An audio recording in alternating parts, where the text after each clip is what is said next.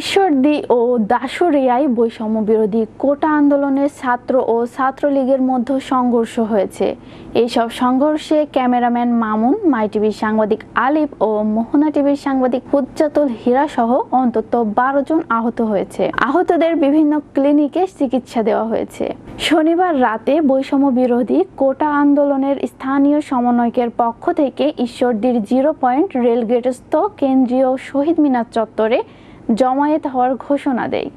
বিষয়টি জানার পর থেকে আওয়ামী লীগ, ছাত্রলীগ, যুবলীগ এর পক্ষ থেকে শহীদ মিনার ও রেলগেট এলাকা দখলের প্রস্তুতি নেয়। এরই ধারাবাহিকতায় রবিবার সকালে আওয়ামী লীগ, ছাত্রলীগ, যুবলীগ নেতারা ঈশ্বরদীর 0 পয়েন্ট রেলগেট, ট্রাফিক মোড় ও কেন্দ্রীয় শহীদ মিনার চত্বরে জমায়েত হয়ে বৈষম্য বিরোধী কোটা আন্দোলনকারীদের বিরুদ্ধে বিভিন্ন প্রকার স্লোগান দেয়। এ সময় স্থানীয় এমপি গালিবুর রহমান শরীফও এই জমায়েতে অংশ নিয়ে নেতাকর্মীদের দিক নির্দেশনা দেন। তবে সকাল থেকেই সকল স্থানে পুলিশের কড়া সতর্ক অবস্থা লক্ষ্য করা যায়। অন্যদিকে SM স্কুল, শহরের বিমানবন্দর রোড ও গার্লস স্কুল মোড় এলাকা ও দাসুরিয়া ট্রাফিক মোড়ে বৈষম্য বিরোধী কোটা আন্দোলনকারীদের সাথে আওয়ামী লীগ, ছাত্রলীগ, যুবলীগের সংঘর্ষ হয়।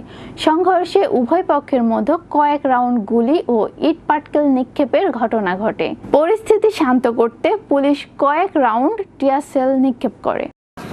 বৈষম্য বিরোধী ছাত্র আন্দোলনের পক্ষ থেকে বর্তমান সরকারের পদত্যাগের দাবিতে যে আজকের যে বিক্ষোভ মিছিল ছিল, আমাদের সারা দেশে হত্যাকাণ্ড হয়েছে, শত শত মায়ের বুক খালি করা হয়েছে, তার প্রতিবাদে আজকে আমরা ঈশ্বরদী উপজেলা বৈষম্য বিরোধী ছাত্র আন্দোলন একটি সুন্দর ও শান্তিপূর্ণ কর্মসূচি দিয়েছিলাম।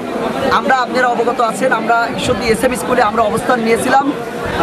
আমরা SM থেকে ঈশ্বরদী কেন্দ্রীয় শহীদ মিনারে আমাদের প্রোগ্রামে যাত্রা ছিল। হামলার তীব্র নিন্দা ও প্রতিবাদ জানিয়েছে।